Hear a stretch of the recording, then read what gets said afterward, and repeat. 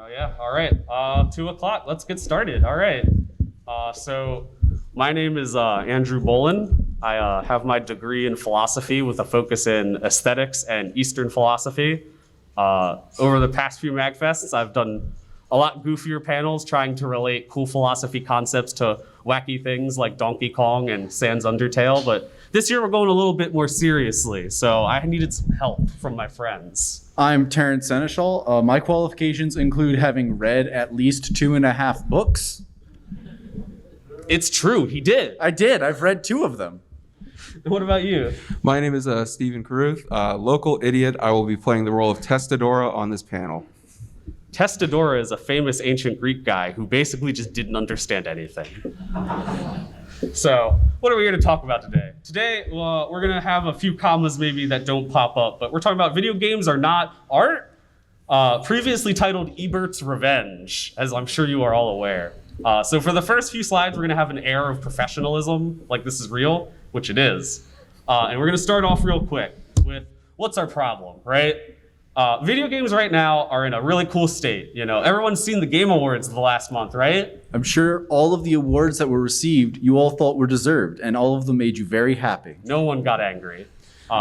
People put 12-hour critiques. Anybody watch Tim Rogers? That guy's awesome. Did a very good Cyberpunk breakdown. Yeah, it's like 14 hours long about Cyberpunk. Excellent review. Go watch him. It's also like an art film. I don't know how to describe it. So you have all of this. Video games are like in a good spot where it's like, it seems like they should be art, right? But when you go to let's say an art museum, right?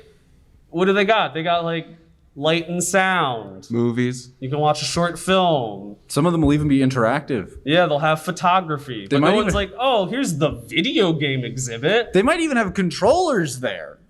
But they'll never call it a video game. It's not a video game, though. So what do we do about this, right? We're going to be professional again. And like a real philosophy presentation, we got our methodology, right? So the first thing we're going to do is we're going to go back in time to the early 1900s, because there's definitely been other media that had this exact same problem, right?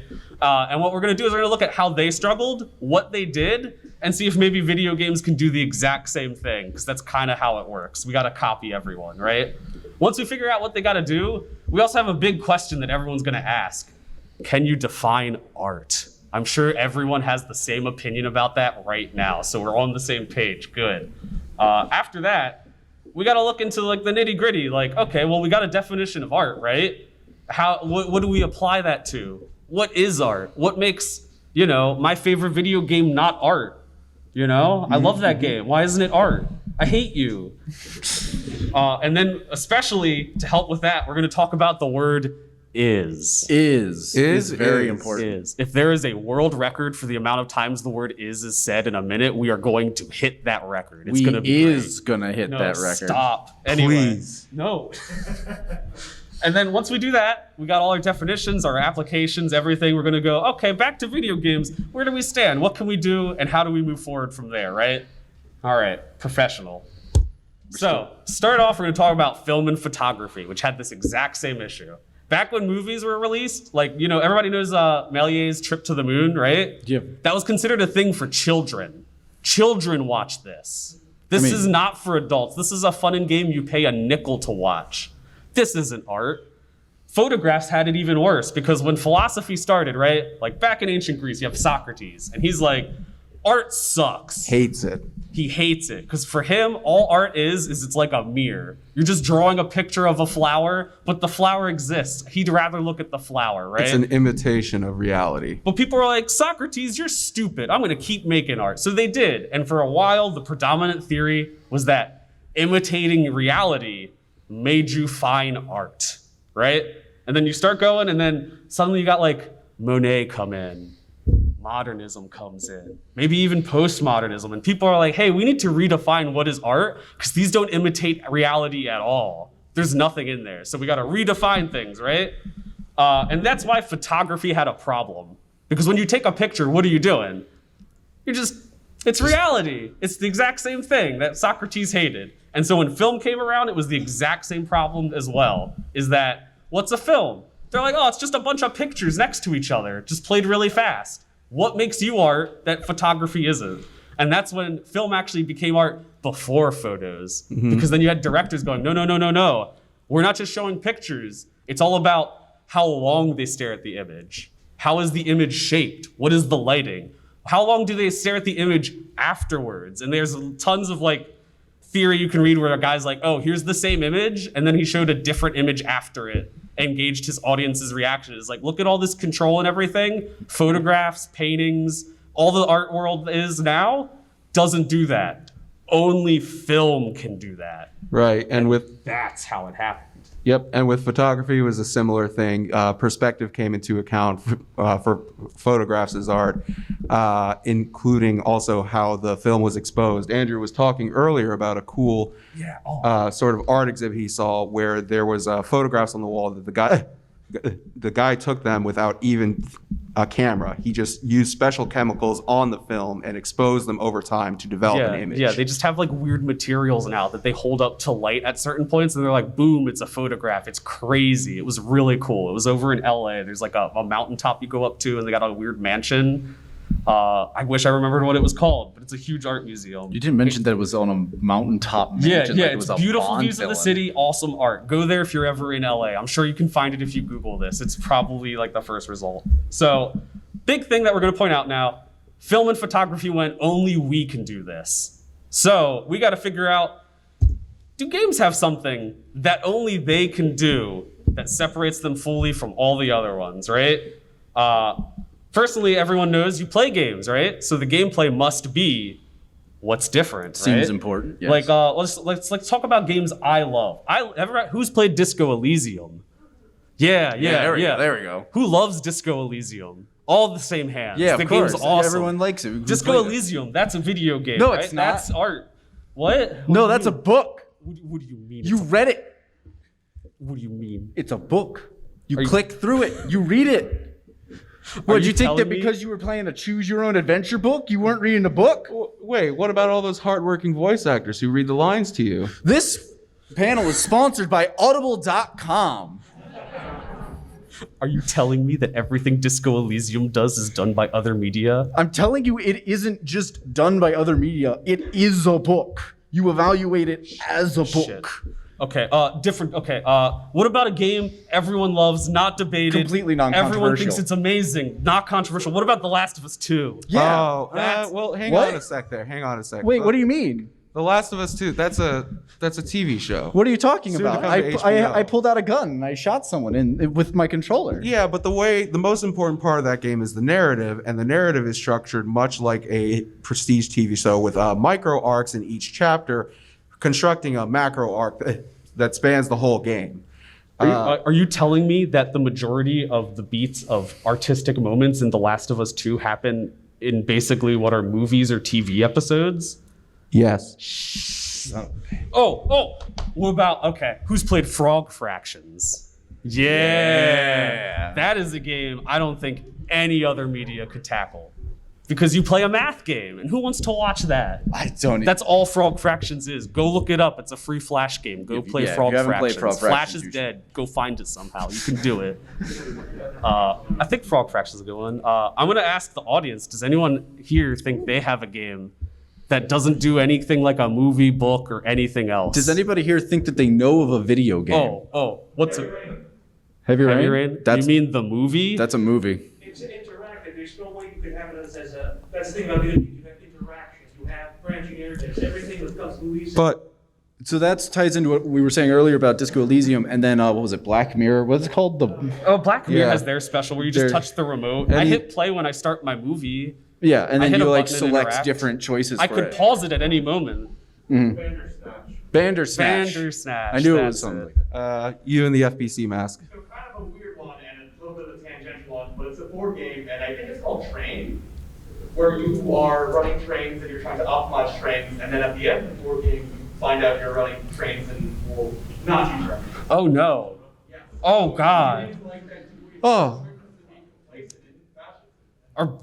Should I put board games under fine art now? Oh no. Ooh, I thought- That's dang. It is a game. That- that, like- I thought you had that on your radar. Real tangent before I get to you. That reminds me when I saw I watched a production of Cabaret. I don't know if anyone's seen that. And that's like a fun, happy, wacky musical until they go, by the way, Nazi Germany's invading. And it's like, oh no. Exactly.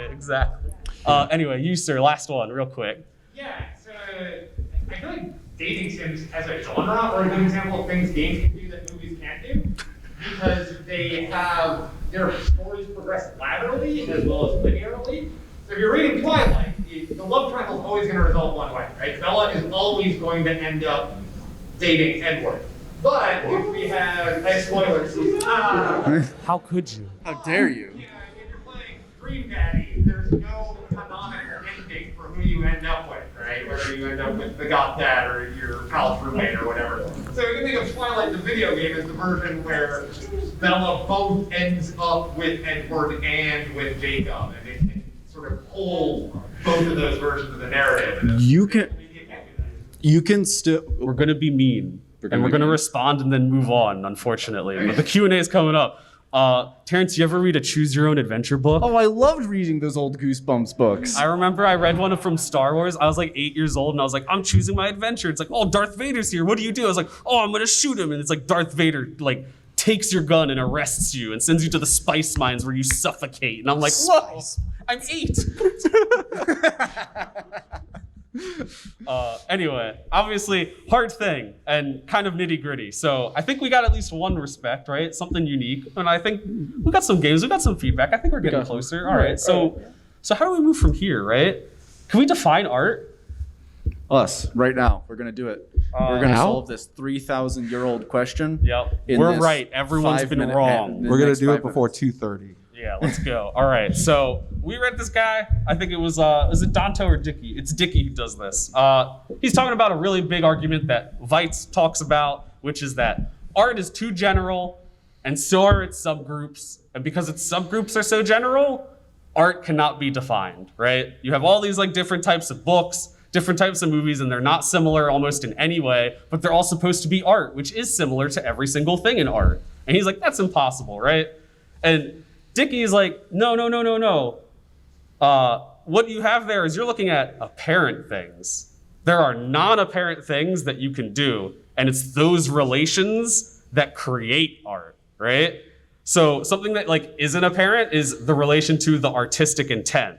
If we want to go with the old theory that doesn't work, its relation to reality is what made it art.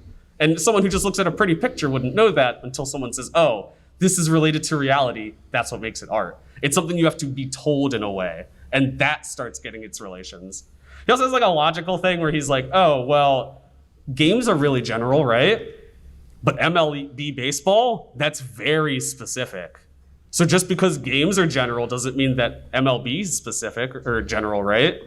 So why does art have to be general just because other groups are general? I think that's pretty good. So relational properties, right? Here's a classic example. I'm sure we've all done this, right? We've all used the word art, not as fine art. You see a piece of driftwood on the shores, and you're like, Say wow. it's pretty. Yeah, really pretty driftwood. And you're like, this is art right here, brother. This is some art. And Dickey's like, that's fine. That's fine. We all use art in this way. What he wants to point out is that there's 2 ways you can use the word art, and this is important. 1, you got the evaluative sense of art, which is what this is. You're going, this is pleasant in some way. I'm pleased by it. I say it's art. That's evaluative. You're saying this thing is cool. But the big one that we need to figure out is classification. This one is basically going, this needs to go next to the Mona Lisa, right? This one is hard. So what we have to do is we got to figure out how we can use the classification art and what relational properties we're going to focus on to say that that is why it belongs next to the Mona Lisa, all right?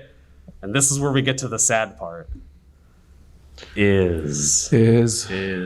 Awesome.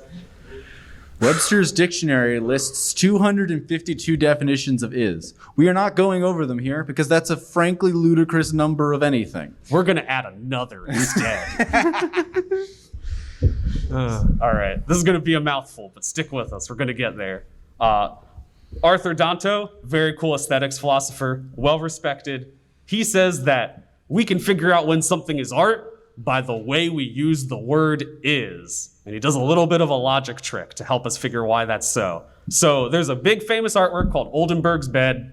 It's a bed, it's on a wall, it's crooked and stupid, and it's got a bunch of paint splattered on it, right? Just the bed. Yeah. Tetsadora walks up to that and he goes, oh, it's a bed. I can And he's sleep like, on this. Yeah, let me go take a nap on the wall in Oldenburg's bed. And everyone's Yeah. like, no, No? that is not a bed. It's what? It's not what? It's not a bed. But it is a bed. Yes, and that's what Danto points out. Logically, we are saying A is B. That is a bed. We are also saying A is not B. That is not a bed. And we are Danto- logically okay with this. because Danto we're points using- out that opposite ideas are not necessarily contradictory ones. Because we're using another word of is. So how does this work? I'm gonna let Terrence take this because he loves this. Oh, you included my two favorite completely different paintings. Stop. So, Stop. on the left here, what do you mean? What? So, Those, yeah, no. Terrence, those are just lines. No. Did you put the wrong thing on the slide? No, those are two completely different paintings. What look, are you- look, no. look, I'll explain. I'll show you. I'll show you. You'll see how obvious it is when Walk me through it. All right. So on the left here, we have a painting called Number 1, and on the right we have Number 2. Now, Descriptive. so Number 1 is about Newton's first law of motion. An object in motion stays in motion unless acted upon by an outside force. So here, in Number 1, we can see a particle moving uninterrupted across this empty plane. There's nothing to disturb it. There's nothing to change its course. So it just goes across in a perfectly straight line. In fact, it travels so far, you can see that it starts off the canvas and ends off the other side of the canvas. Now, in Number 2 here, we illustrate Newton's second law of motion, which is that every force has an equal and opposite reaction. We give these two huge objects so big that they sprawl off of the canvas. And one is pushing down with the force of gravity on top of the other, which is pushing back up with the force of its own mass. And the division between those two objects, where they meet and where those forces collide with one another, is illustrated there by that line. You could be an art teacher. Good job. I don't like this. Why? What's wrong? What's wrong? These two completely different paintings. Yeah, with this is, we can say that this one right here is That- number 1, and this one No, is Andrew, not number 1. This one's number. This one's number 1? That one's Sorry, number my 1. bad. It was not apparent. This is trickery. So this is what it is. What he just did right there is what Dante's talking about, is that he is using the word is, and he's pointing out things that you could not tell by just looking at it. This is not apparent. This is why when you go into an art museum, they'll give you a brochure, they've got things on the walls, they try to tell you what it is, because art requires this, right? A good example of something that requires the is, anybody know Andy Warhol? Yeah, everyone loves him, I think. Everyone kind of knows also that he put a Brillo box into a museum. And everyone's like, there's a million of those. I could do that. My child did that. It's They under dropped my their sink. trash. Yeah. Why is this art, right? And the point is that this is related to things like art history, artistic intent. You can't figure that out by looking at it. This is what Dante's talking about. That Brillo box that Andy Warhol put there was kind of a ballsy move because he's talking with all the other artists at all times. Artists having a conversation with each other. What can we do? How do we move forward? What pushes it? What works? What doesn't work? And Warhol said, here's a Brillo box. Art doesn't need to be canvas, oil, painting, all the stuff we've been doing for thousands of years. We can use stuff that's this. This is trash. I can use this as a thing in my art, and it can still be art regardless. And that's kind of a cool move. That's the kind of thing Dante wants us to talk about. He talks about it a little bit more in his thing, but this is what it's meant by relational. It relates to other works of arts. It relates to a ongoing conversation about what art is and the ideas that are contained. It is related. Gotta say is. Dante also supposes that the culture of art has to grow much like our scientific and technology culture does. He's very concerned with when art begins. When does something become art? Yeah, he's a cool guy. I think we can move on to the next slide. Yeah, I think we're good, we're good. We're good. Everyone get it? Awesome. That's fantastic. I was really worried. Whoa, man. We So, actually got people to nod. Here's the hard part. What games do this? I'm going to start with my home run that isn't, but it's a swing and a miss. I think The Witness is close to this because The Witness is a game. You is solving puzzles, right? You is walking around, enjoying the view, right?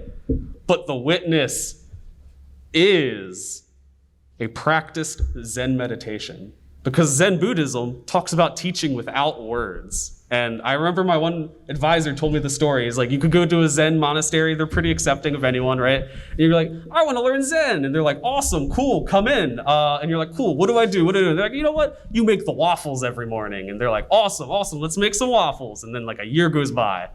And you're like, all right, when do I start learning Zen? And they look at you and they're like, what do you mean? You've been learning it the whole time, you idiot. They will call you an idiot. If you read they'll anything probably by these slap people, they are completely willing to They've just got call the stick. people Cutting. dumb as a box of rocks. Because you're not supposed to be learning by sitting down and having someone telling you. It's something you need to experience by being in the world and doing it yourself. And The Witness does this because almost every puzzle, every concept is taught by you existing, living, and exploring the world, and it never says any words to you. I don't know if it fits perfectly, but I think that's pretty goddamn close. What about you? You have one. I know you're dying to talk about. I am always dying to talk about Dark Souls. So Dark Souls, if you haven't played it, is a game about a cycle of life and death and rebirth. You play as what's called a hollow for most of the series. A hollow is a creature who was once a human and has been dying repeatedly over a period of time, and eventually they lose their mind.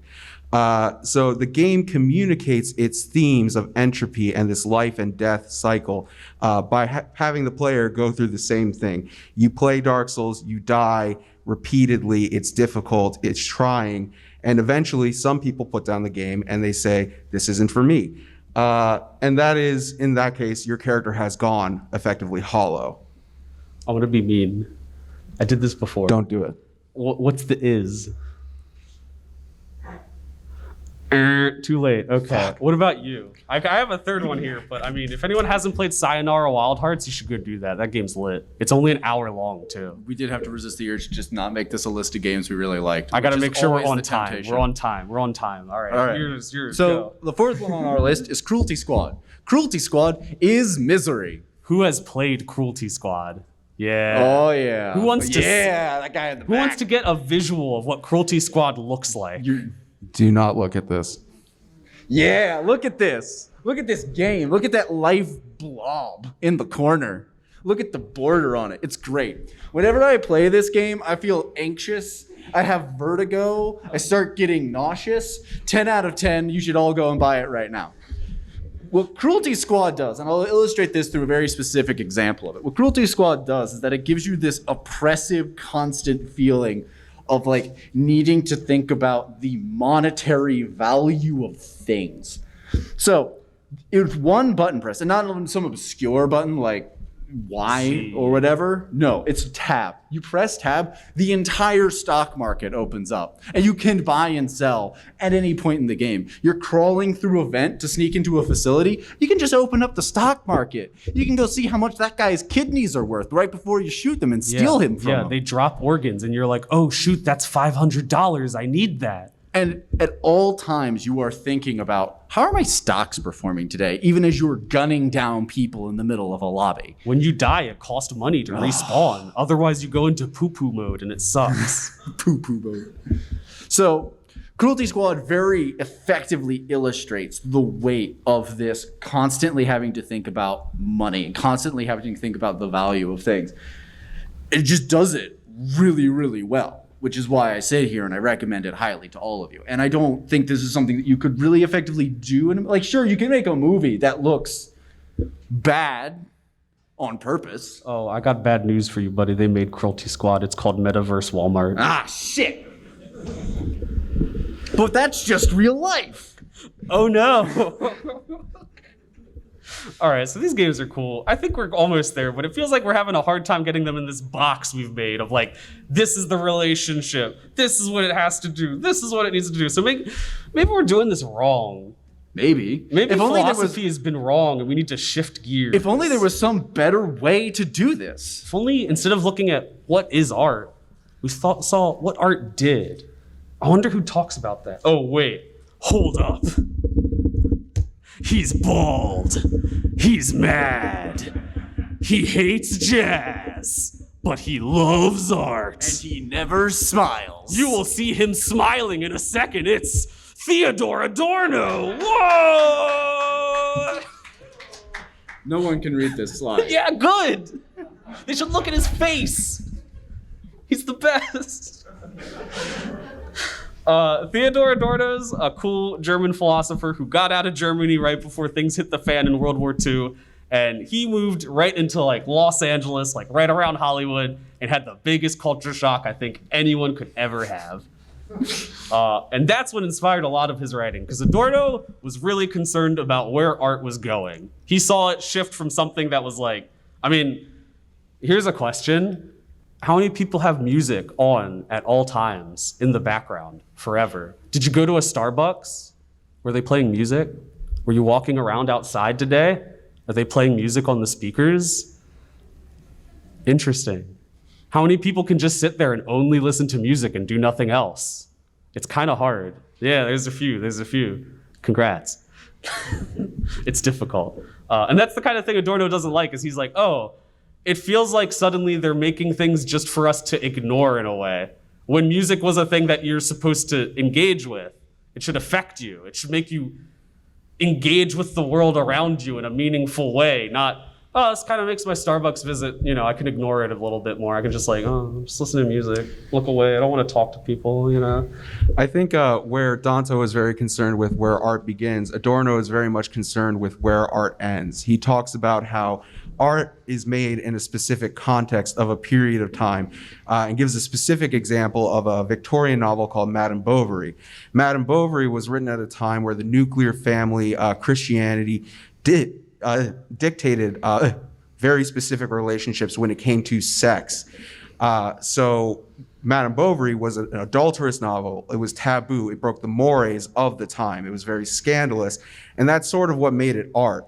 But moving forward in time, as the Christianity became less predominant when we're talking about relationships, as sex became more positive in society, it loses that context, that titillating nature, and it sort of dissolves in the view of art. Yeah, exactly. That's a good point. We'll get back to that, because we got to talk about what does Adorno say art does that's important to what we're talking about right now. First thing he says, first line of the book, the world imposes identity on objects. What does that mean, right? What does that That's some jumbo shit. Yeah, what does that mean? What he talks about is that everything you do, we define ourselves based on identity stuff. So you are what you own, right? Oh, I own this. This makes me like an Apple person. I'm a Starbucks person, right? Or even better, I spent $300 on the collector's edition. I'm the biggest fan. I love this more than everyone else because I bought this t-shirt, right? I own this now. How many of you know what a Funko Pop is? How many of you wish you didn't know what a Funko Pop is? Ooh, that's close. Cruelty Squad has Chunko Pops, by the way. It's great. Oh, there's a whole room of them. Adorno hates this. Also, so for Adorno, this isn't a part of art. He says that art does not do this on its own. All this idea of authenticity, being made by a person, like, oh, this is a Picasso, so now it's worth $5 million. He's like, art doesn't do that on its own. That's something society does to art. Mostly for money laundering purposes. Yeah, a good example is like, there's a lot of African art, like masks for rituals and stuff like that people are buying up because they're like, ooh, this is authentic art. But then they start going, oh, well, you know what? Even though the same mask maker for the same place made this mask the same way they've been making it forever, it's not worth as much as one that's actually been used. That's what makes it worth money, even though it's the exact same thing. Adorno hates this, as he hates many things. God, look at that smile. You should hear him talk about table music. It is honestly Oh, I have that open Cutting. right here. Oh, God, yeah. Oh, no, we'll read these quotes later. We gotta keep going. We're relevant. We're relevant. We're professionals. Art speaks in ways that nature and man cannot, right? This is an important thing that Adorno thinks is the most important part about art. You can do things with art that me talking to you in this panel could never do. Looking around in nature could never do. It talks about social problems, things with everyday life. Cruelty Squad talking about the crushing weight of capitalism ruining every joyful moment of your life. That's what Adorno likes, because that's something that you confront. You feel bad and you're like, maybe as a person I've developed a bit and want to make a good change, right?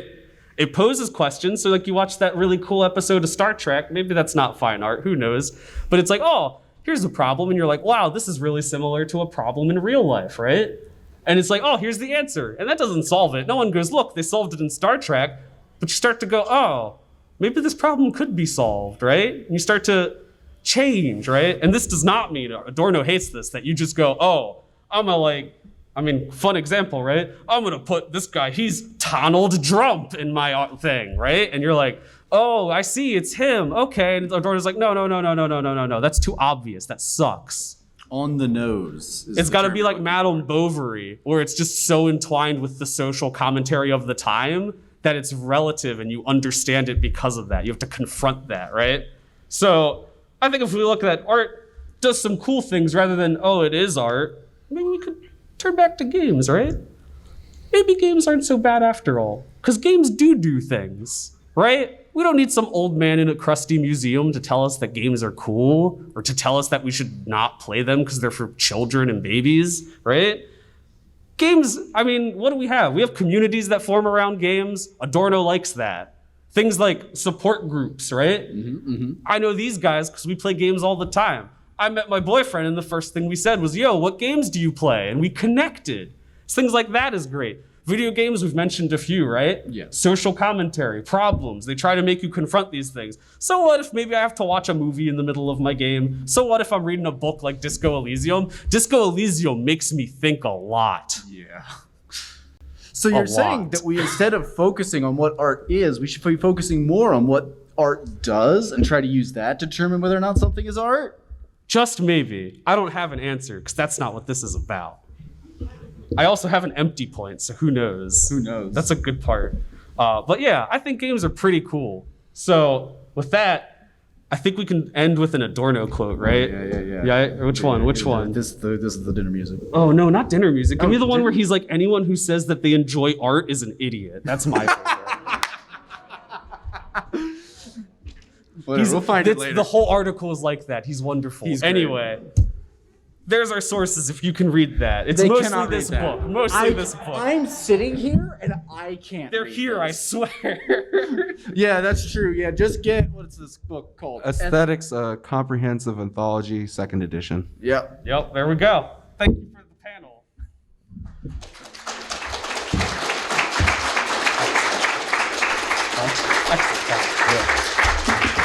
So what do we got? Now comes the part we regret. Yes. It is Q&A time. We let you ask us questions. I want to start in the back because I've been focused on the front this entire time. Does anyone in the back have a question? Look at them. No, cowards, all of them. They run away. They flee. Oh, Wait, there we go. glove man. Blue glove.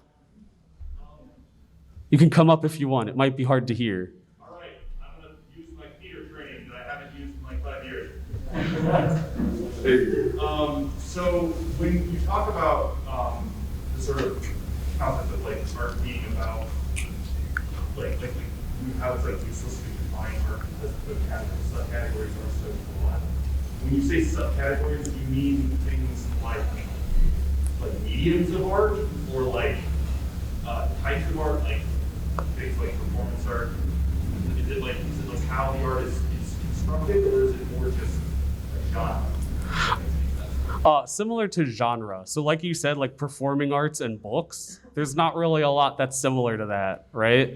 And he's like, oh, well, these are also general subgenre wise. Like, what's a novel? There's a lot of things considered novels that like aren't considered TV shows. And he's like, if they have nothing in relation to each other and they're so broad, how can we say that this is art too? Because art's general already on its own to him. But There's a neat little logical problem in the back of the Danto article as well, where he talks about classification using sort of a mathematical equation of like H and non-H. Like you can look at something. no, stop. It's like, I try to keep these out because if anybody wants to read like a math equation of like A is B, but R is not R, Y, B, A, like that's what they're writing in there. And I'm like, you know what? That's Not engaging. What you I mean? like it. That was my favorite part. People, you're saying that people don't. What people? How many of you like set theory? We got like yeah. Don't boo them. They're right. Thank you for the question though. Did that answer it? That's philosophy for Good. you, baby. Let's Good, go. yeah. All right. This man has had his hand raised for a while. You. Yes, you. Yes, you had it up. Yeah, The so train guy. I feel like part of the issue that's kind of getting orbited around, the art is XYZ, art does XYZ, it's kind of pointing a lot of arrows at Derrida's idea of all texts are polysemic, and that like what art does to a given observer is going to vary according to the observer, right?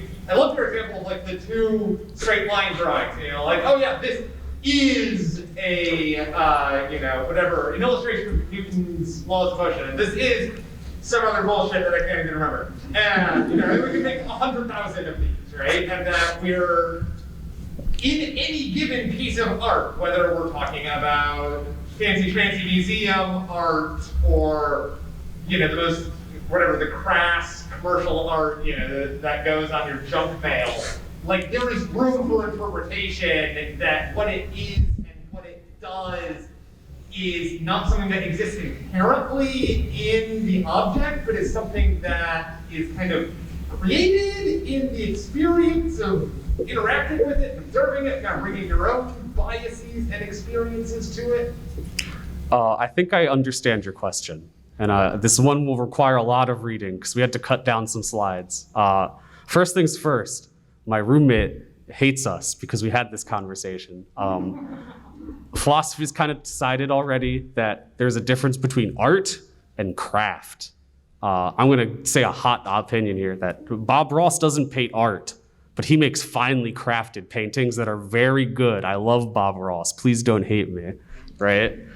And I think that's why the focus is on things like the is of what did the artist want to do, the is of like, why did he put the Brillo pad there? Because it can still affect you and you can have that subjective like personal experience, but the is isn't related to that. The is related to, oh, this furthered art history, right?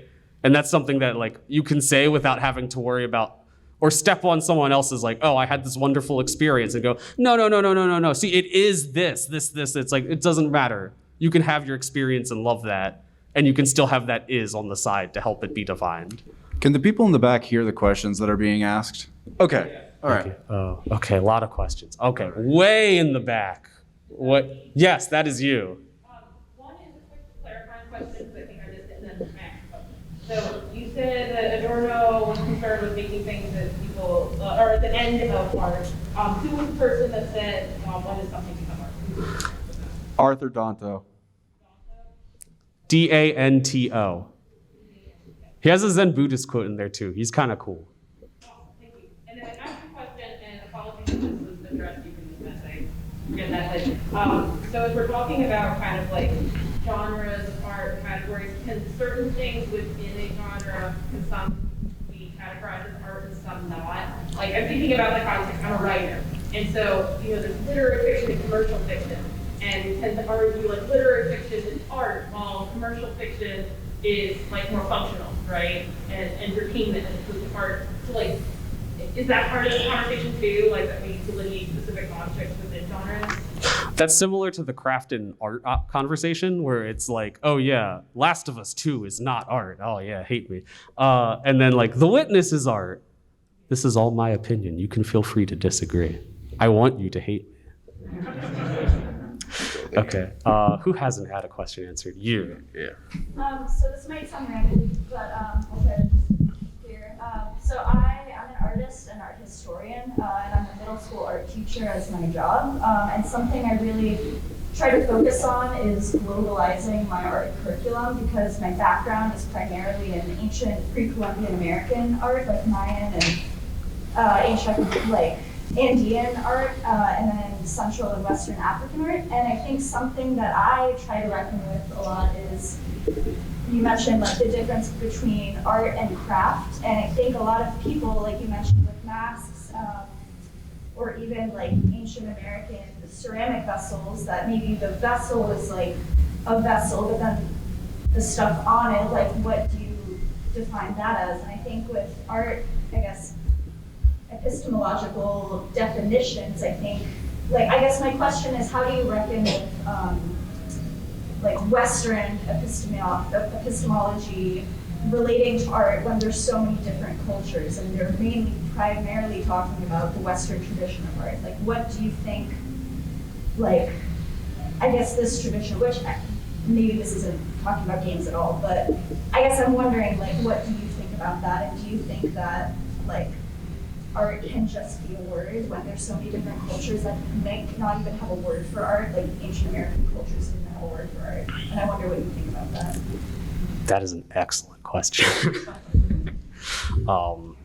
I think that actually is a huge problem that they're having right now. It's one thing, I think it's a point I forgot to mention, but when there's a new theory of art, which is what I think we're getting close to because now video games need a definition, right?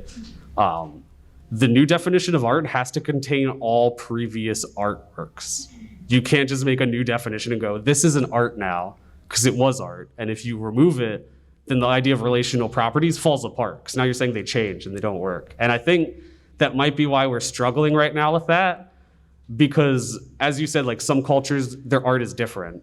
So as we approach a new definition of art, we're going to have to tackle that concept of like, this other culture considers this art. We need to make sure then that this is involved with that definition. We don't want to just say, oh, this culture doesn't think this is art or this is art. No, it isn't. Like that doesn't work. And it's very different too, because like I got exposed to a lot of like Eastern aesthetics because I was doing Eastern philosophy and aesthetics at the same time. And it's wild to see the difference in Western and Eastern art even, because like pottery and stuff. When you have imitation theory in the Western world and they're like, oh, we want pottery that's like beautiful. You see like these trees and everything. And like the paintings are like landscapes that are huge and sprawling. And then like some of my favorite Japanese pottery is like, it's brown, it's got a crack.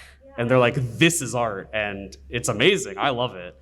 But if you had brought it back to like the 1700s, they'd be like, the heck is this? This isn't art. This is just a stupid pot. And I think that goes with like ukiyo-e prints or like woodblock prints where like, or even just like Japanese painting scrolls where like the point of it is this space between things. So it doesn't even appeal to our like Western aesthetics. And I think that's like a big issue when you try to call everything art, like you're saying, have an umbrella term, because it just can be so different. Exactly. It's very hard.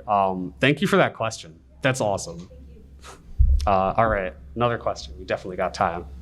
Okay. You with the black hat. Sure. So I guess the brass tacks of everything is it's just context then, essentially. It's crafting the context to define something as being art. Because say you have someone that is stranded on a desert island, you stack 3 coconuts, and then it's art because it means something to them, right? But then nobody sees him, he dies on the desert island or whatever, and somebody else comes up and is like, that's a tomb or something, or that's a piece of art. Like, he injects that context upon something that could have meant something completely different to that person that created it. So we're trying to define it for him. And in essence, it's like it couldn't remove the original context of what was created. You know, so is this attempt to define it kind of like imposing something outside, or as an artist must define the concept? Contrary to popular belief, a lot of art is done with a purpose. A lot of people think artists just like magically create these things and suddenly like new art happens. Like the Warhol thing, that wasn't an accident. He thought about that a lot. The dot in the MoMA, right? Everyone knows that one. It's a white canvas, it's got a dot. Everyone says their kid could do that. Why is that worth $10 million, right? And it's like, no. He did that on purpose. And like, you can't do that again because what he's doing is similar to Warhol. He's like, no, this is art too, right? And I think it's not so much that they're just looking at art and going, oh, well, I think it's this. Usually when you go to a gallery and like the artist is there, they'll tell you about it. Unless they're David Lynch, who doesn't want to tell you. But that's the point of David Lynch. He's like, it's about experiencing the movie, not being told. But I'd say if you haven't done it before, next time you go to like an art exhibit, look up what art is there and read about the movement. And you'll see like, there's so much more to art that you can't realize until someone says, oh no, look, this, and this. And it's a really rewarding experience to see it for yourself kind of like unfold. I actually have a story about that. I went to an art gallery I don't remember the name of the guy, but he made these very large you probably know it, the very large paintings that like have a continuous hue across them. Oh my God, how did I forget him? Rocco. Yeah, Rocco? that's Okay. it. So I went into one of the, I didn't know anything. I still don't know very much about painting. But I went into there and I was standing in the middle of the room looking around going like, what's going on here? What's the big deal? What's happening? They're just colors. I know exactly. I was like, I mean, like they're nice colors. I like them, but I don't get it. And I was, as I said, I was standing in the middle of the room. That's not how you're supposed to be looking at those. You're supposed to get right up in their grill. Because what you're supposed to do is like be right there and have the entire canvas consume your entire view of vision. So if you don't take the time to learn the context of art, learn what the, like, frankly, what the intended way of looking at it is, what the movement around it is, what the history around it is, you're going, like, so much is going to slide straight past you. And I think that's a problem, like, back to your question, is like a lot of art from other countries around the world requires this especially, because you're probably going to go in with a Western mindset and like judge it similar until someone tells you, no, it's because of this. That's why we did it that way. So another good question. Okay, I don't think. So you had mentioned that there's a difference between craft and art, right, essentially. But I'm assuming when we talk about stylization, especially in current context with video games and concept art, we're like, oh, we like how this line looks or how this shading is. That would be more in the craft section. But how does the raw philosophy of what you guys are talking about with Adorno and Danto, how do they justify stylization when that is sometimes critical to getting to the is of art? So I'm just thinking of something like your automata, where the stylization in the interfaces and the landscape is part of the atmosphere that creates that existential crisis in your head and stuff. And even something where you look at Lion King, it's not a video game, but looking at the photorealistic remake versus the animation, the stylization is what makes it art, like our history. But again, so I'm wondering, how does philosophy, how does the philosophy of art justify stylization when it's important to get us that context? I think you figured it out right there, because for an example, because you mentioned the UI, right? A good example of the opposite of that would be everybody who's played Persona 5. How about that UI, am I right? That's smooth, silky, and amazing. Wonderful presentation, but it doesn't quite have the same meaning behind it as something like Automata, where like you can go through the UI and get that ending where you blow up. That's a good one, right? And I think that's the point, is that you can have that silky smooth, deliciously crafted UI, but it's that extra step that it takes beyond just being like a beautiful, awesome, wonderful thing, where it's like, no. The point isn't to just be beautifully well crafted and like useful. It does something specifically to the user. But the same skills that artist to develop the UI for automata, you're still learning the skills you would have for the silky smooth, just this is pretty entertainment. So I guess if you're trying to create art, you need to still be looking for someone especially in stylization. You can use it to create, I guess, art, but it's still important, I guess. Yeah, So someone like Adorno or these higher philosophy people, when they go, oh, that's just junk, or that's just junk commercial art, it still is useful for creating, I guess, higher level art. You're correct. The same skills are used. They are very useful. I would say I didn't get enough time to talk about Adorno, but that's fine. You don't want me to. He's mostly concerned not with the creator, because he thinks the creator is getting removed from the artwork as well. Because, for example, he needs to make money. This has to sell a ton. And so now the creator can't just make what he wants. He needs to make something that sells a ton. Otherwise, there goes all his money. No more make. Or to put a more modern spin on it, he needs to make something that will fit into a Twitter tweet or into a Tumblr post or into The a blog Walmart post. Metaverse. It needs to fit into the Walmart Metaverse. So you're faced with the limitations of and basically giving up parts of it to just distributing it to people. Sorry, I keep undercutting with jokes. It needs to fit into an NFT. Oh, Jesus Christ. You. background. Yes, you. I don't think I've gotten a question from you. Appropriate then for the past two questions. So then feeding into that then, I guess I'm like focusing more so on the Adorno component that like in the art already. And I guess my question was around like the artist statement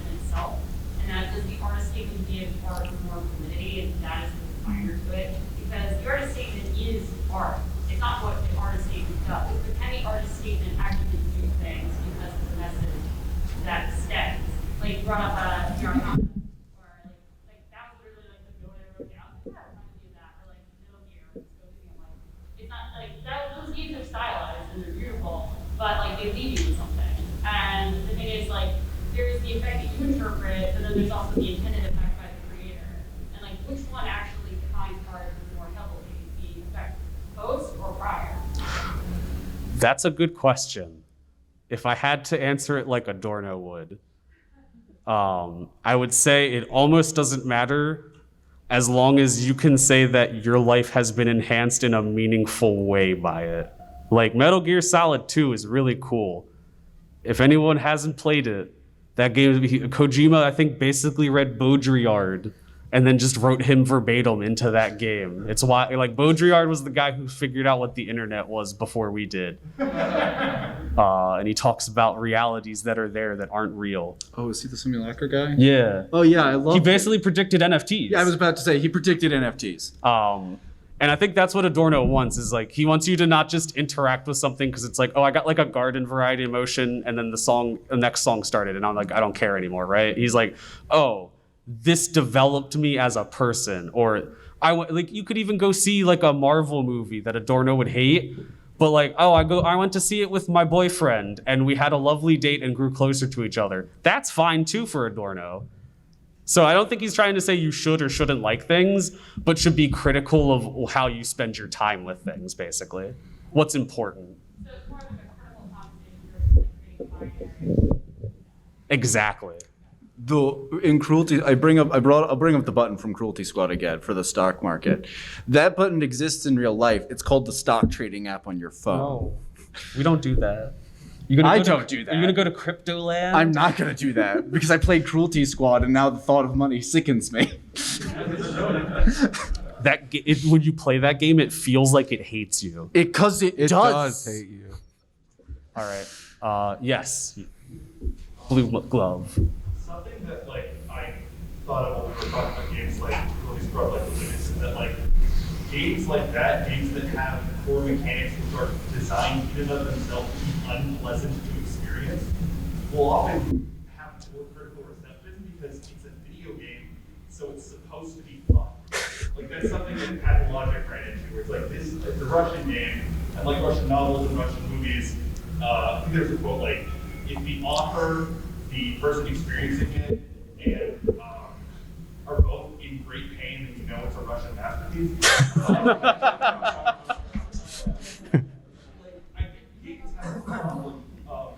I'd like to know your opinion on it in regards to the fact that like the idea that games are supposed to be fun might be a large barrier to them being considered fine art, because if we limit what games can, the feelings games can give you to a singular experience, then of goodness, of pleasure, then it's not going to be able to evolve as something that can do what art is often said to, make you experience something that's challenging, like the love person you're talking about. So, like, do you think that notion itself would need to be kind of like dropped in distance? Do you think it's becoming more dropped in distance recently? Like, how do you feel about it? So this is like I got like a multiple answer thing I want to say here, because like we started, movies had the same thing.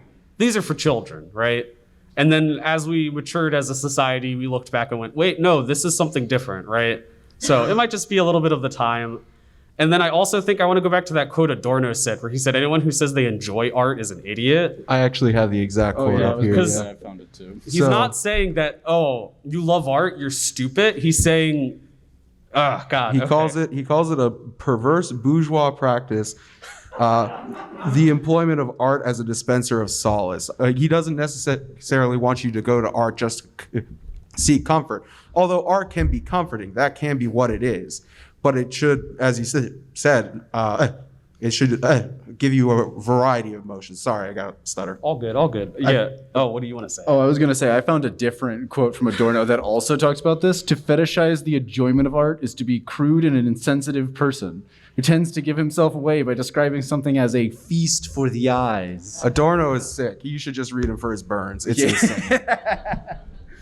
Yeah. So I think you might have a point that a lot of the games that aren't fun are getting critical reception, I think for a similar reason, because they're pointing out that games can do more than just be fun or be a thing. And I think it's a bit of a problem now that they're also becoming more of a time sink even, because like so many games are just becoming hundreds and hundreds of hours, and they're not doing anything like Cruelty Squad. They're just there to give you check marks. And I think that's kind of hurting it right now. So that's a good question. I don't know if there's something games can do overall, but I think that the fact that people more and more are talking about these experiences that are different is a good sign. Because like the Game Awards, like there's no big AAA game won Game of the Year. That's kind of cool. Cruelty Squad currently has an. Sorry. One more second. I don't want to cut it off. Like, I lost it in my head because I just got started. Oh, wait, yes. So, in regards to the concept of like neutral experiences too, like it's not just necessarily things that design being fun. Like the Witness got really poor reviews because it's boring. It's just walking around and doing puzzles. So that's, I think, one of those examples where like you need that museum plaque that says this is to make you experience this. But it's like if it needs that to do what it's meant to do, a big part about games that makes them so interesting is that they have a way of conveying things like that to the player through the experience itself. So is it like, would the art be inherently lessened by having a plaque like that on the game's description on the store saying this is what this is supposed to be? Or is the fact that it's something that comes to you through the action of doing it worth something inherently that makes games unique as an art? I gotta answer this quick because I want to get at least one more question. I think that the plaque would not lessen it. I think that's exactly what it needs because that's what all art kind of does. You go to look at a painting and it's like the San Jose Museum of Art's got cut and bleed exhibit. It's really cool, awesome, but it looks like a bunch of lines and colors. If I didn't read that plaque, I'd be confused why this is here, right? Yeah, the Witness also. But you're right that the game should still be playable and it shouldn't be a thing where like the developers just decided to not explain anything to you at all by playing it. It's Well, yeah. like you should be able to experience the game still. What I think it comes down to as well, what we've talked about a lot here is the context of everything. So like the game, like if you don't have a context for what something is supposed to be, you won't appreciate it as much unless that is given to you. So that's what those plaques are for, is to give you the context of which you should be like viewing or experiencing this. All right, last question. So one thing that it feels like this definition of art occasionally runs up in odds against music in a lot of ways, because I was in a panel last night where we were talking about what's the future of future funk and vaporwave and things like this. And one of the artists was talking about a discussion they had with a promoter and a producer whose goals are very much about the profits. And he was wondering what's going to be the new thing, what's the next thing. And the more artistic view would be like, no, it's more about like what the artist wants to make, not about what's the new thing. And so it seems like in music, it's a little bit more common to focus on the enjoyment and the experience. And I wonder, how do you unify these two ideas? Because music seems to be a bit different than this definition of art. So Adorno writes a lot about music. It's why I read him. So Adorno has this big thing that he loves because he's in the 40s, so he likes classical music. If you've ever listened to Arthur Schoenberg's late works, he thinks those are the best because it's atonal classical. And he's like, I listen to this and I feel the tension and like discomforting silence of this time period in my life. And he's like, and I have to come to terms and listen to that and feel that. I can't escape it. It's not telling me to not feel it or make me ignore it. It's making me confront it.